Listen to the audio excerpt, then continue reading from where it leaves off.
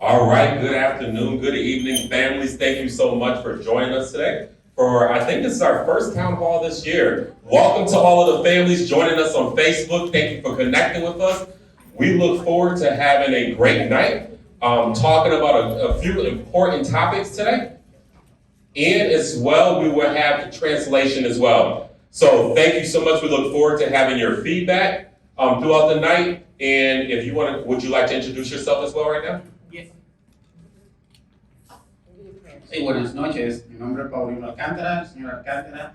Yo trabajo para Family Forward y estaré aquí para contestar cualquier pregunta, cualquier inquietud que surja a través de las personas que van a hablar. Que eso levanten las manos y voy a estar disponible todo el tiempo. Gracias. All right, and for our families that are joining us on Facebook, I will also have my Facebook open. And so if you have any questions or anything you would like to put in the comment section, I'll make sure I'll deliver that to our moderator for today. So I'm going to turn it over at this time to Ms. Dukes, who is from the Urban League of Cincinnati. Thank you. Thank you, Dr. Thomas, and thank you, families, for joining us. Yes, my name is Kelly Dukes. I'm the Education Community Organizer for the Urban League Center for Social Justice. Tonight is our first Parent Town Hall in partnership with our great partners, Families Forward, as well as Carson Elementary School. So here on the panel with me tonight is Caitlin Donner, who is the assistant principal here at Carson School, Ms. Sheila Jenkins, who is the after-school program coordinator and works for Families Forward. And on the end there is Jasmine Costin, who is the Vice President of Government and Community Affairs for the Urban League. So today we're just going to talk about advocacy, what it looks like to advocate for education, why we should advocate for education, and why it's important for us to, why this is such an important topic for families to attack. So let's just go ahead and jump in and get started. So many times families are nervous or apprehensive about advocating for change for their child or even for their local school. In your opinion, why do you necessarily think that that might be? Any of the panelists that would like to? No, so he can translate the question. So the question was, for a lot of parents and families are apprehensive or nervous about advocating for their families. We're asking the panelists, why do they think that that might be? La pregunta es que a veces los padres se sienten un poquito tímidos cuando se trata de envolverse en la educación de sus hijos. ¿Por qué?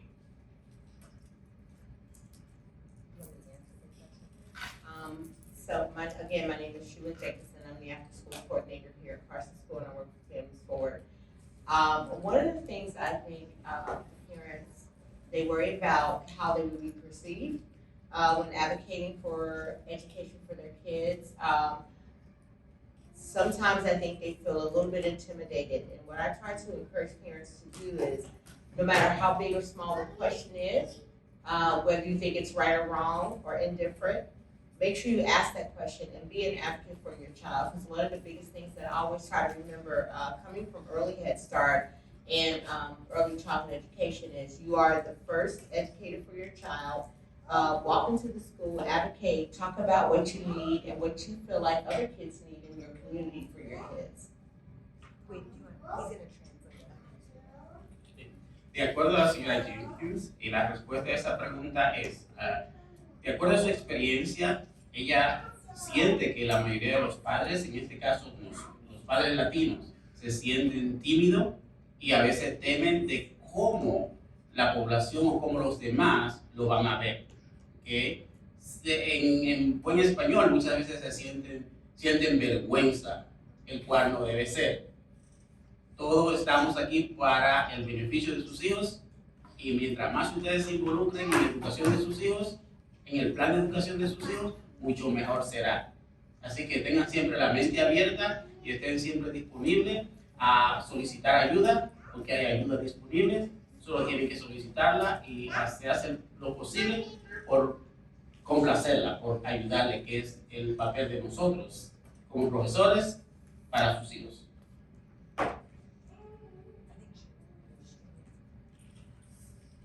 Thank you. Again, Jasmine Costin with the Urban League. And I think that we've not done a really good job of assuring parents that they are the experts of their children. We have done a good job of making sure that, you know, we are hiring people who are subject matter experts and great teachers and great administrators and even elected great board members, but we have not put a lot of focus on the fact that the parents are the experts of their child and their child's experience. And so I think that once parents feel that they are being engaged as an expert and not as someone who is on a different level, a lower level, then they will feel like they come into meetings on the same level and they come with the same authority that other people are coming into. If you've had experiences where you are feeling condescended or you're feeling, to be quite honest and frank, historically excluded from institutions like education, you will feel like, wow, why even try it because people don't believe me or trust what I say. But if we can engage parents and believe them and engage with them as experts of their children first, then I think that we can build their confidence and their trust. De acuerdo a la señora, ella recomienda, y es lo correcto, los padres, ustedes son los expertos en la educación de sus hijos. Ustedes son quienes conocen a sus hijos. Okay? Yo como profesor veo a su hijo de una forma, pero ustedes que son sus padres, ustedes que son quienes están con ellos en la casa y cómo ellos actúan, ustedes son los expertos. Entonces tienen que involucrarse un poquito más en la educación de sus hijos, ¿verdad? Y a medida que ustedes se involucren más, que participen en las reuniones de padres, que vengan a la escuela y pregunten el funcionamiento y el progreso de sus hijos, no se van a sentir tan tímidos cuando se trata de la educación de sus hijos. Tienen que estar siempre abiertos. Y a veces es difícil al principio, pero una vez que ustedes lo convierten en una rutina, entonces participando, dándole participación en las reuniones, viniendo, hablando con los profesores, entonces la cosa va a cambiar.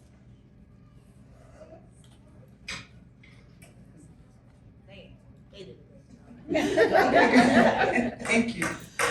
Just to kind of go off what some of the panelists have said, we think about advocacy and people, you know, protest and things, and there's police reform when there are voting rights. But I don't think that people really think about that when it comes to education.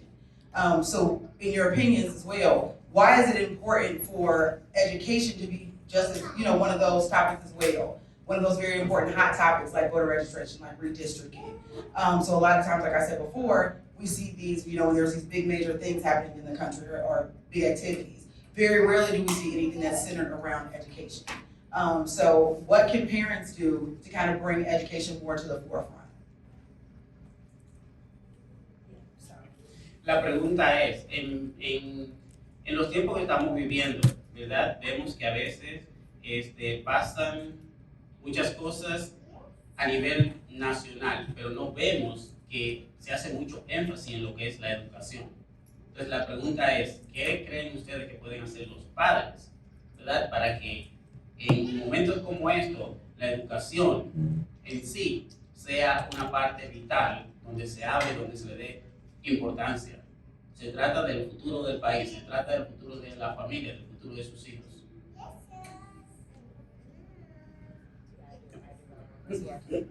Hi everyone, I'm your assistant principal. I've met most of you in this room. I think one of the most important things is what you're doing tonight, just showing up and letting us know what you want to see. I talk to so many parents that are really frustrated with a lot of things, and I think the best course of action is like knowing where to advocate. So like there's certain things coming down the pipeline from the state, and if it comes down, like we won't have control at the local level. And I know I've talked to a lot of parents, I can't think of the topic, but I'll like field a lot of parents that have concerns, and I'm like, I hear you, I totally hear you, but I can't do anything as an assistant principal. Like the board are the people that make this particular decision. So I think just, and that's also on us, like teaching more of like whose responsibility are certain decisions and who to go to. And I definitely hope that I'll continue to support families when they come to me with concerns and try to point people in the right direction. Like actually, you can talk to Dr. Thomas, but he can't help with this one. Like the board actually is who you gotta talk to on this one. So I think just voicing your concerns, like we definitely are listening. Dr. Thomas and I are, and our board's listening too. They really want family feedback on decisions they're making. And you can go to a board meeting and talk or log on, they do them online too. So you're entitled to speak at any board meeting, committee meetings too. Está bien. Una de las cosas que dice la asistente principal, ella le conoce a la mayoría de ustedes, y dice que esta noche ustedes están dando el primer paso, algo muy importante, que ha sido venir aquí, venir a una reunión, estar enfocado, estar informado de qué se mueve en la comunidad, qué se mueve en su escuela. Hay muchísimas cosas que se pueden hacer, pero a veces se pasa desapercibido porque nadie solicita. Pero ustedes deben venir, ¿verdad? Y estar involucrados en la educación de sus hijos y preguntar. Si necesitan ayuda, pueden venir a reuniones, pueden ir a reuniones del Consejo de Educación y todo eso. Cosa que si ustedes se involucran y necesitan ayuda, pueden dirigirse directamente al director o al asistente, que es ella, y de ahí se le busca solución al problema. Pero deben estar involucrados para así no sentirse perdidos en el espacio.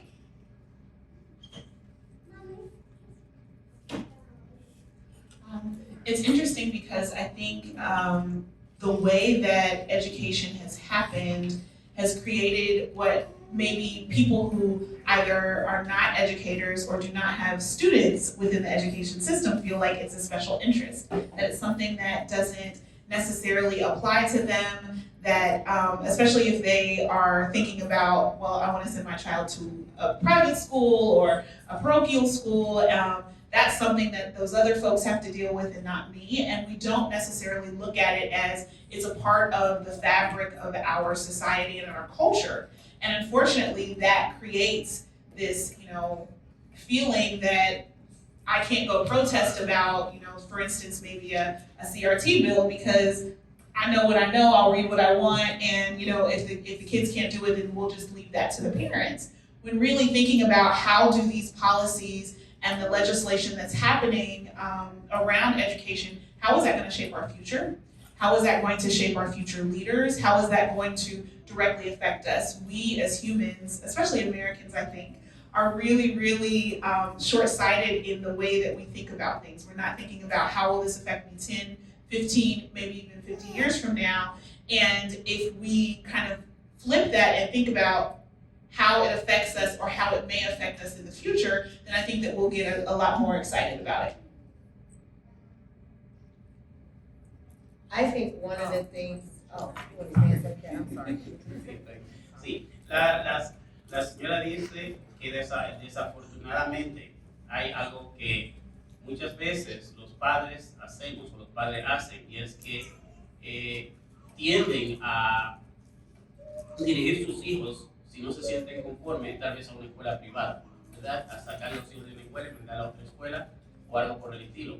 Y si ustedes los padres no están involucrados en lo que es la política y las leyes de la escuela, pues es un poquito difícil saber qué va a pasar en 15, 20 años, ¿verdad? Que es el futuro. Estar involucrado, darle seguimiento a la educación y estar siempre pendiente a las cosas que son importantes en la educación de sus hijos, marca la diferencia en el futuro, ya sea 15, 10, 20 años a partir de ahora. I think that as I have come through the public education system myself, I've seen a whole lot that has changed. There are many great people that have come through the public education system, and there continue to be great people coming through the public education system. Some of those great people have forgotten where they came from, honestly.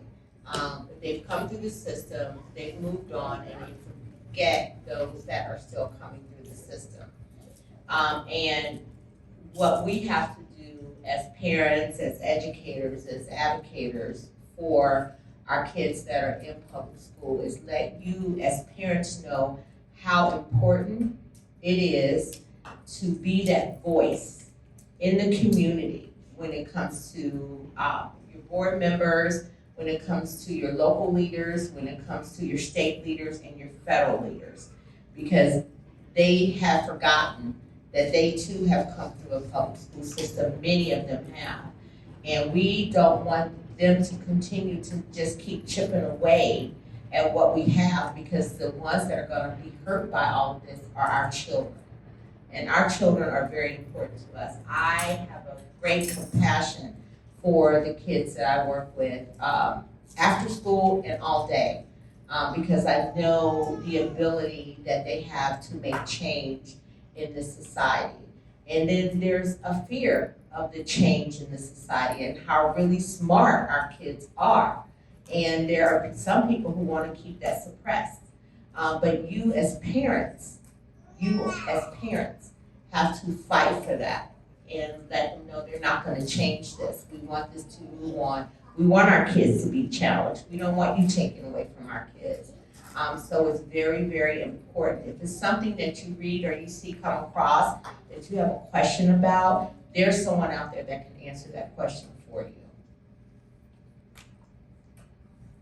La señora Jenkins dice que en el sistema de educación público ha cambiado bastante.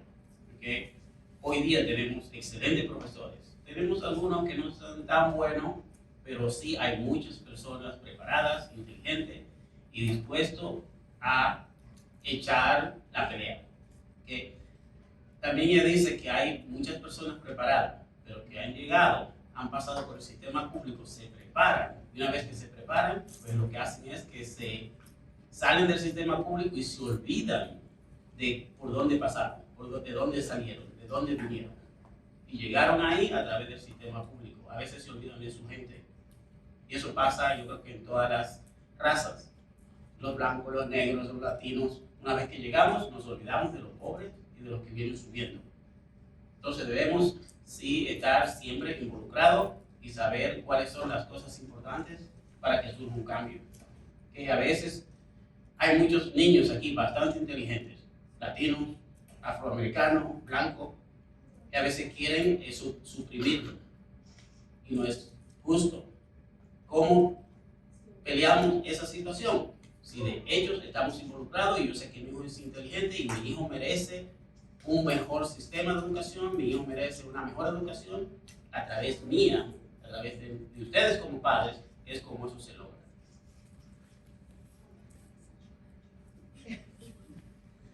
Ms. Jenkins, you alluded to something where when you were speaking, it made me think of an old African proverb of it takes a village.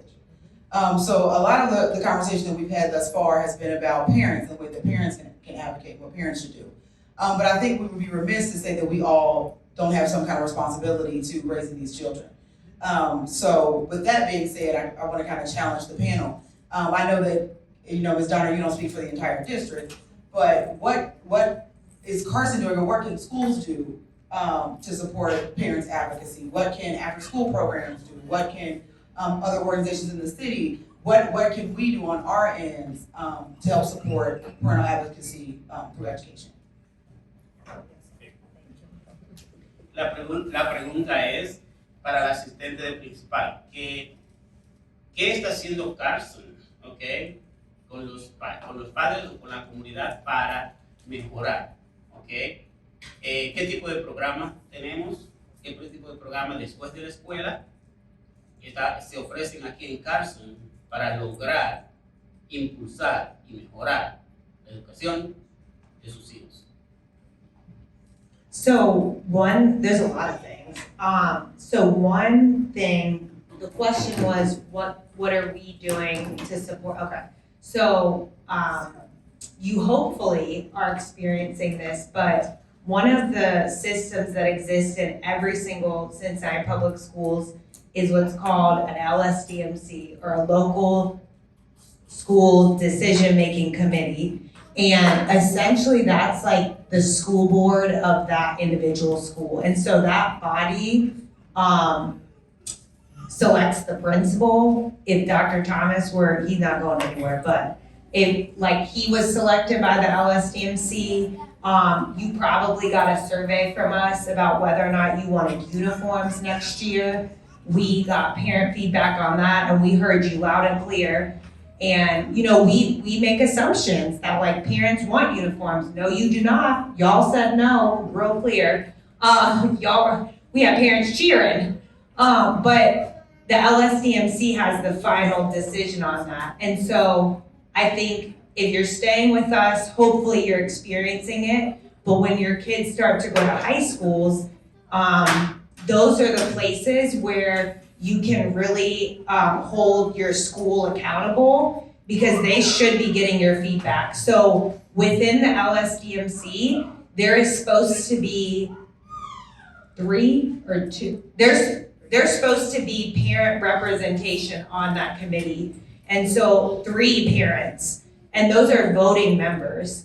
So if your school doesn't have 3 parents, then that would be something that the school needs, you know, say, I want to be an LSDMC member. I'm sure the school would actually love that. I think we're full with members, but if we need someone, we'll let y'all know. And also, I think we're really trying as a district to just ask families what they need. We're currently seeking feedback right now for our school culture plan, which helps drive a lot of our systems as it relates to supporting our students with their behavior and just the culture we want to create here at Carson. And it should be the expectation that every school gets family feedback. That is our expectation, that we're getting feedback from families. So hopefully you're experiencing that with us. We obviously have room to grow, but when your child moves to a different school or you feel like we're not asking your feedback enough, I know Dr. Thomas and I definitely always, our doors are always open. I know Miss Jenkins knocks on my door all the time to tell me things I need to be doing. But when you move on, or hopefully you obviously we want you to stay with us for elementary, but high school, like, definitely ask where those opportunities exist for, hey, like, what's your school culture plan? Who sits on the LSDMC? Like, how can I get involved? And all of those meetings are also public. So even if you're not a voting member on the LSDMC, they're open to anyone. So you can just attend just as a visitor. So those are definitely the LSDMC, school culture plans, and really, I know as a district, we're trying to seek feedback as much as possible, and meaningful feedback, not just fill out this survey and it's gonna sit there. No, like, fill out this survey and we're gonna actually look at the data and what our families are saying they want. Kind of like we did with uniforms. That's how we kind of came to that decision. Okay. Sí. La asistente principal está hablando de lo que es el comité escolar, local escolar, donde se toman las decisiones. Que cada escuela, el CPS, tiene ese comité. Y es un comité donde está compuesto por varios miembros, el cual deben ser 3 padres, ¿verdad? Que son importantes porque las decisiones se toman a través de votos. Es muy importante que los padres participen. ¿Qué hace ese comité? Que presenta las alternativas, ¿verdad?, de las cosas que los padres quieren. Y si los padres solicitan algo, pues eso se somete al comité. Por ejemplo, se está hablando de uniforme. Aquí en la escuela hay un sistema de uniforme. ¿Cómo se hace? ¿Cómo se logra? Se presenta y los padres tienen la voz cantante de decir estoy de acuerdo o no. Hay otras cosas también que se puede hacer a través de ese comité. Y lo más recomendable es que ustedes tengan su retroalimentación, ¿verdad? Que una vez que ustedes vengan, ustedes digan qué queremos, qué necesitamos, qué yo veo mal y qué yo creo que se debe mejorar. ¿Okay? A través de ese comité son muchas las cosas que se pueden lograr. For the after-school program, I think one of our things that we're trying to do, and we continue to do over the years, is build those relationships with the families in the building, and try to offer activities, enrichments that otherwise are no longer in the community or have not been presented to the community for the children after school. One of my biggest things is parent engagement, and I've been fighting for that since I've been here at Carson. I really want the parents to come into the school. There are evening activities that we have, and I want them to, step your foot in the door, come in and see what's happening. We're currently offering a cooking for the families class, and that has been tremendous. It's a small group, but it's a good group of families. I want the parents to get to know one another, because when you become a group of parents, you're a force to be reckoned with, because you know what you want for your kids.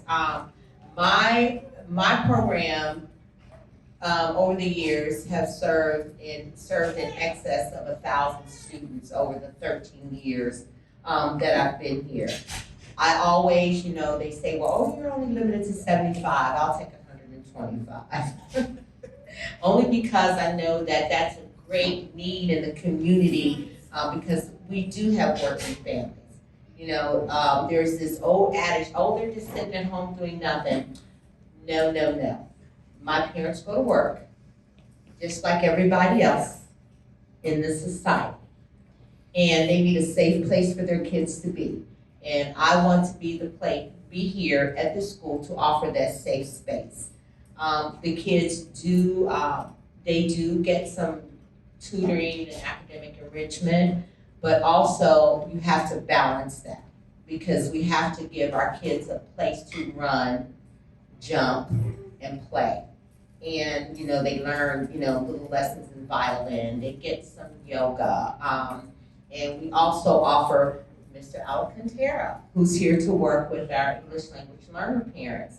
And that is very important. So my thing is I'm here to work with the children to help get the parents more involved. I wish this room could be filled up, because I'll push, and I'll call, are you coming? I have refreshments, I have babysitting, so that's one of my biggest things for the after school program. La señora Jenkins está hablando del programa Después de la Escuela. ¿Okay? Ella es una fiel creyente y ella aboga por la participación de los padres. ¿Okay? Y ella quiere que los padres vengan y vean lo que está pasando aquí en la escuela. Actualmente se está ofreciendo una clase de cocina. Es un curso con unas cuantas personas, pero es algo muy importante. Si ustedes vienen y participan, pues así tienen la oportunidad de hacer conexión con los demás padres. Y recuerden, como decimos en español, la unión hace la fuerza. ¿Okay? Si ustedes vienen y se participan y se dan a conocer, pues ya usted es un eslabón más de la cadena. Actualmente ella también habló de la clase de inglés que está ofreciendo el señor Alcántara, el cual soy yo. ¿Okay? He tenido un resultado positivo, pero sabemos también cuál es la situación de los padres latinos que trabajan mucho, pero hasta ahora tienen diario de 8, 9, 10 personas. ¿Okay? Y la clase son de 4 de la tarde a 6 de la tarde, clase de inglés. Pero también está el programa de ayudar a los niños. Los niños vienen para tutoría educativa, pero también tienen la oportunidad de jugar, también tienen la oportunidad de practicar en música, de practicar yoga. En fin, es viendo la educación de su niño en una forma total. Académico, social y deportivo, diríamos. So for local organizations, I think who are in the education space, one of the things is that we are looking to do is to really provide a space for parents to ideate and to kind of be equipped to advocate for themselves.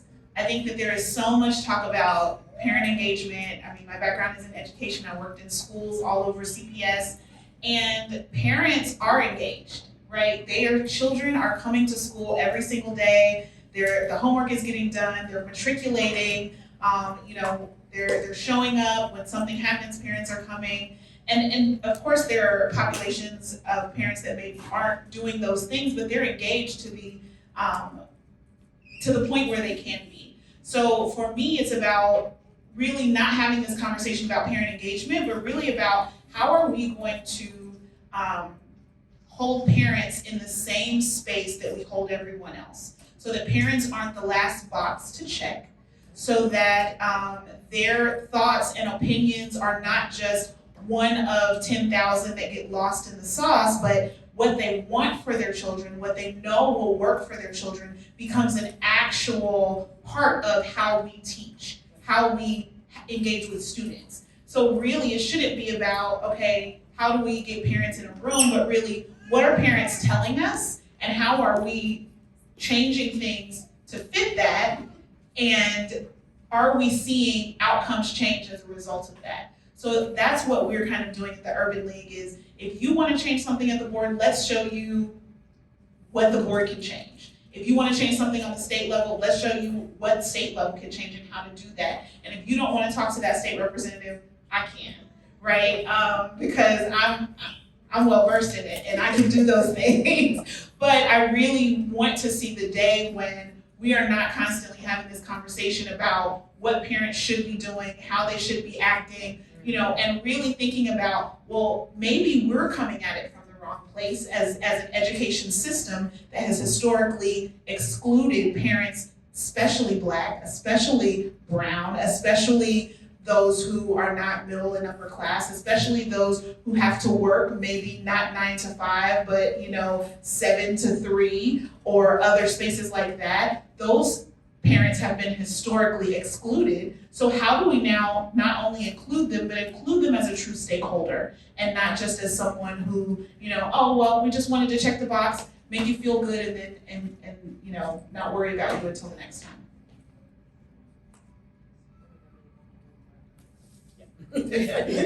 Ok, el propósito de la liga urbana, como dice la señora, no es involucrar a los padres por involucrarlos, sino tener un lugar para los padres, que los padres se sientan identificados, ¿verdad? Y que los padres tengan la oportunidad de venir, y como lo dije anteriormente, es que identifiquen qué ustedes quieren para sus hijos, qué es lo importante para sus hijos. Entonces, a nivel estatal, a nivel federal, todo eso se puede lograr. Y si hay que hablar con un senador, un diputado, un representante, ella lo puede hacer. Porque a través de los años, el sistema educativo ha segregado a los morenos, a los latinos, a los inmigrantes, a la persona pobre, que perdonen cuando digo a los morenos, porque esa es mi mejor expresión, ¿ok? Se trata de color, yo uso esa expresión. Entonces lo importante es eso, que estemos involucrados para nosotros lograr que a nivel estatal, federal, local, se reconozca, ¿okay?, lo que es la educación de nosotros, de sus hijos, para echar para adelante. Thank you. I love that. I feel like from what everyone commented on, it's really about seeing parents as people, right? Parents are people first. They have jobs, they have other children, they have their own mental health issues, and don't get that social emotional support learning that maybe their children are getting in school. So I really loved all the points that were made as far as how we as stakeholders can also support parents.